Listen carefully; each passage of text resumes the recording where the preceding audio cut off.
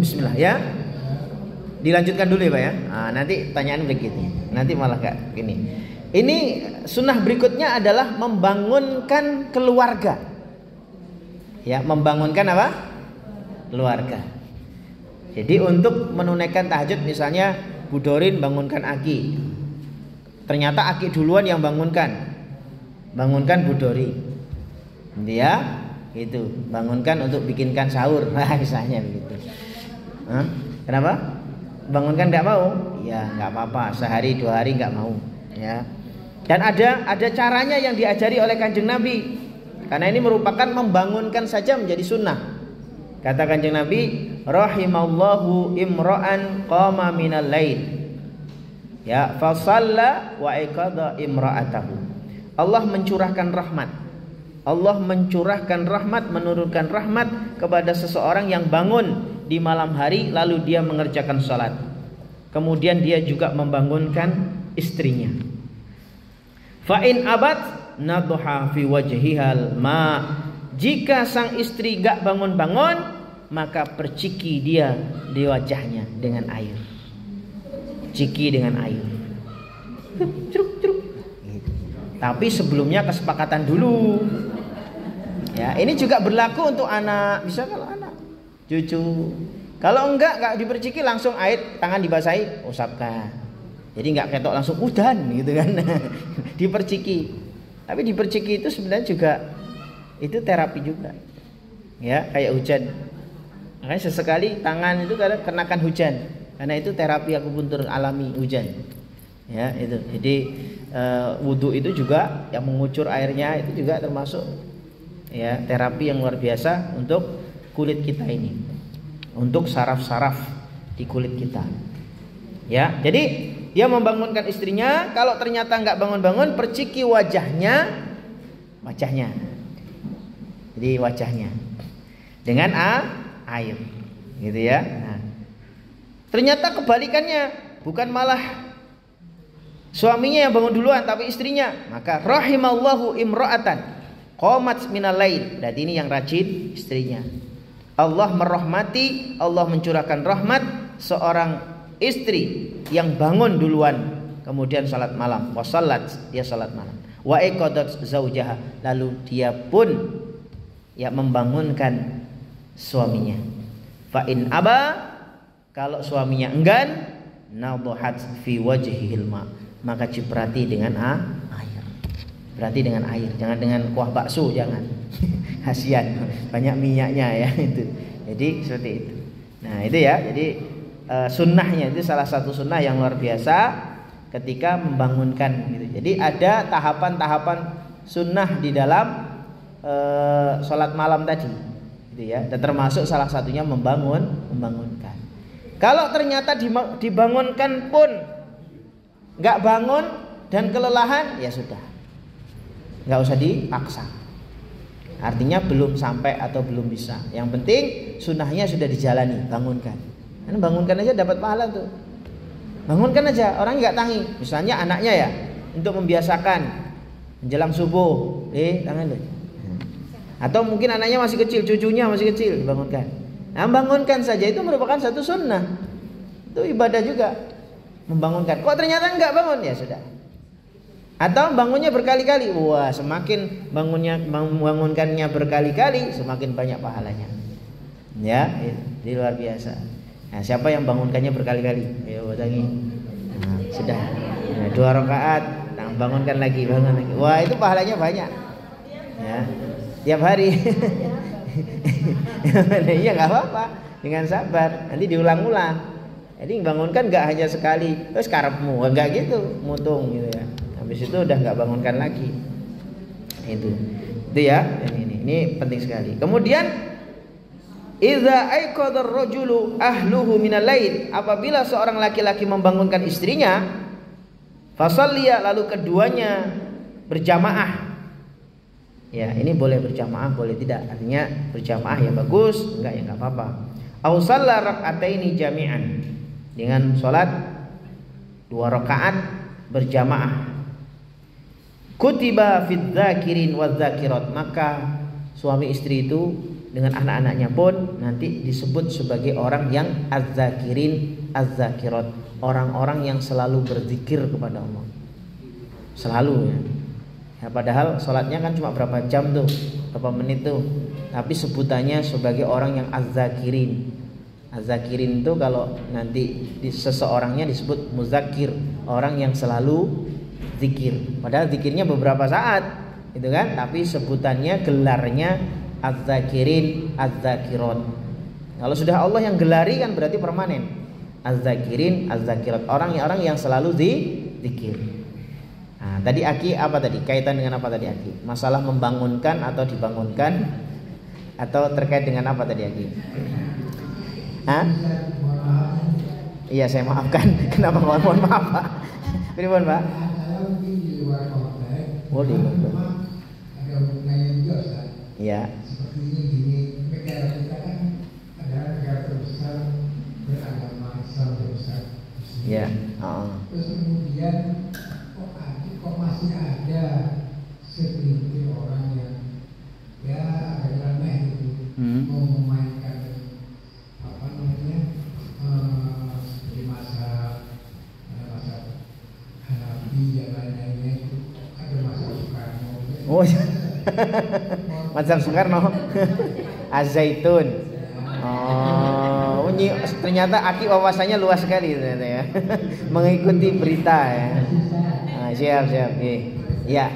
Ya, jadi orang-orang yang sekalipun titel keduniaannya tinggi, sampailah profesor, sampailah dipanggil syekh, gitu ya. Kan Syekh Zaitun itu sebutannya. Sama profesor juga kalau dari sisi gelar sekolah.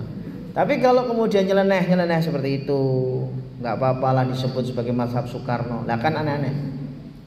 Ya mbok mending mazhabnya dia sendiri gitu loh. Misalnya, mau iki mazhab Panji Gumilang itu kan selesai, ya kan? Ini enggak, nyebutnya ke orang lain lah kok. Padahal orang itu enggak mendirikan mazhab, ya kok malah dikatakan mendirikan mazhab gitu ya. Kan Pak Karno-nya kan enggak pernah ngomong saya ini adalah pendiri mazhab, kan enggak pernah. Ya, dan enggak pernah berfatwa untuk kaitan dengan masalah mazhab gitu. Hanya diklaim. Nah, karena Pak Karno orang besar, lalu kemudian dibuat-buatlah ini mazhab Soekarno. Nah kalau misalnya Pak Karno hidup apa enggak ya marah, ajar, enggak gitu kira-kira. Aku orang gawe madhab dikatakan gawe madhab, nah gitu. Jadi ini ya, jadi apa ya namanya kenyelenehan ya, fitnah akhir zaman tuh ya luar biasa. Ini menurut saya ya merupakan bagian dari nyeleneisasinya.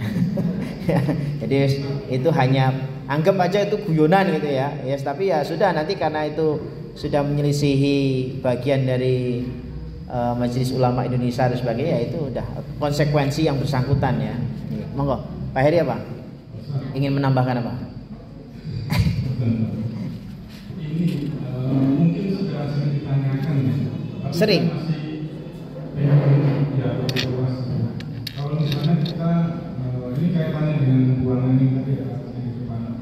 Kalau misalnya kita sebagai makmum terus posisi kita di tengah-tengah, terus kita kentut itu menjauh. Nah itu hukumnya itu saya batal sholatnya atau saya harus keluar wudhu lagi atau saya ulang lagi untuk masuk ke dalam. Ya. Soalnya masalahnya kalau saya harus keluar kan melewati orang-orang tuh, nanti kan biasanya disampro, kita nggak boleh lewat jalan itu ya. Ya. Nah enaknya Oh gitu, oke. Baik. Kalau sama-sama ngerti Pak, makmum itu paham, ya. Yang nggak boleh dilewati itu adalah sutrohnya imam, Pak. Yang nggak boleh dilewati itu depannya imam. Jadi kalau hanya lewat makmum itu boleh-boleh saja. Makanya kalau ada kok misalnya jenengan memang ya kentut batal, nggak boleh jaim. Apa jaim ini? Akhirnya kentut, ora sing ngerti.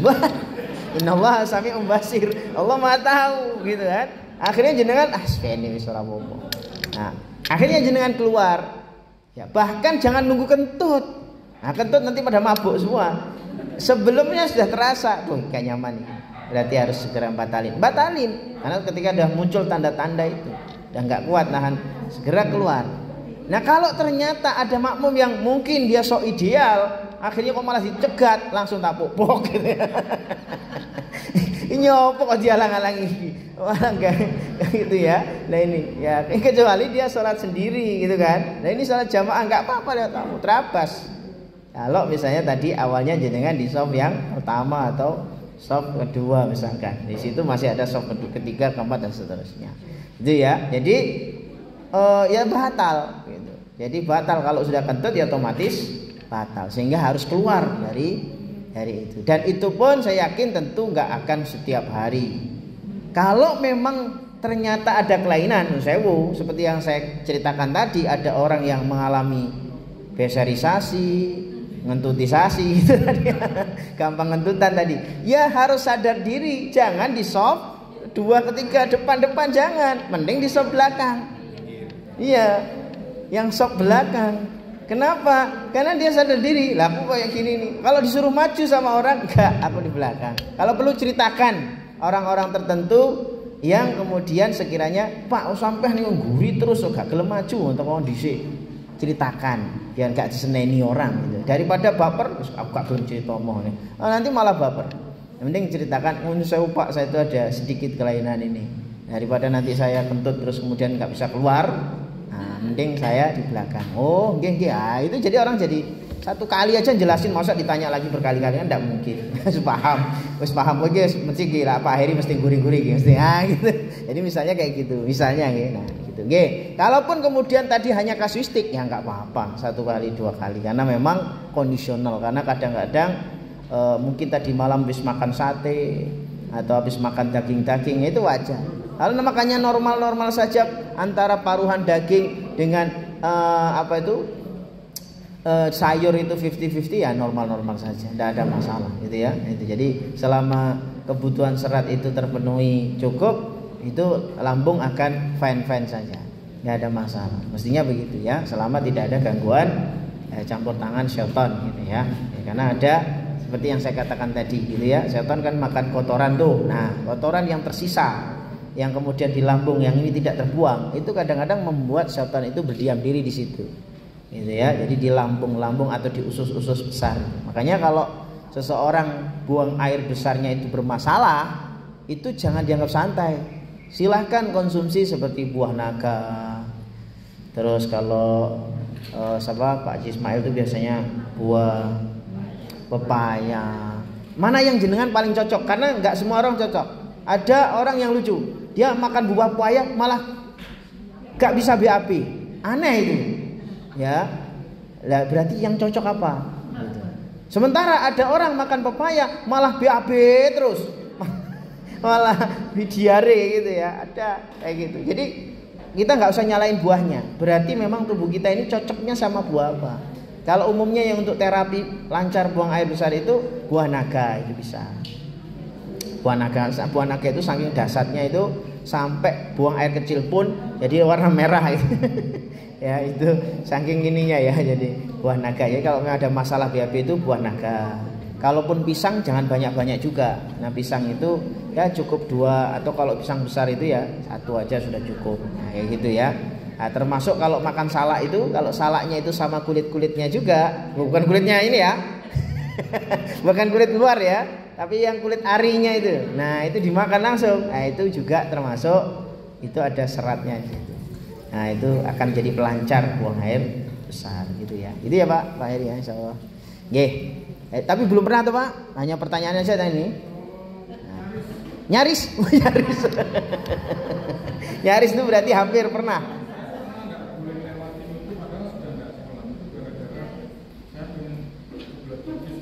Nggih. Oh gitu. Artinya pemahaman orang itu nggak boleh pas ada yang berhadapan dengan orang kayak gitu ya. Nah itu. Nah nggih. Iya, itu jenengan di shop depan. Di situ harus melewati berapa shop lagi? Berapa shop lagi? Banyak. Ya kalau kayak di Masjid Nabawi, Masjidil Haram ya memang agak repot. Tapi ya di sana malah lewat itu kadang ada orang sholat ya, kita sholat ya, sudah jamaah udah jalan, orangnya nyari soft, dia jalan depan kita, blek. Nah itu mau dihalangi, tangan kita yang ikut. Orang besar-besar orang Arab itu ya. Nah gitu. Jadi ya nggak apa-apa, memang nggak apa-apa gitu ya. Jadi nggak apa, biarin aja. Kecuali kita sholat sendiri, kembali lagi sholat sunnah, Itu ya, kalau dia ngerti mesti tahan. Oh, dia lagi sholat, dia masih prepare cari yang lain, yang orang yang duduk biasa kayak gitu. Ya. Oke, baik. Itu saja dulu pembahasan kita pagi hari ini. Ya, mudah-mudahan ini menjadi motivasi, menjadi penyemangat. Dan nanti next yang akan datang, nanti ada satu yang menarik di dalam bahasan adab Qiyamul Lail ini. Kalau nanti mendapati satu kondisi yang sangat ngantuk.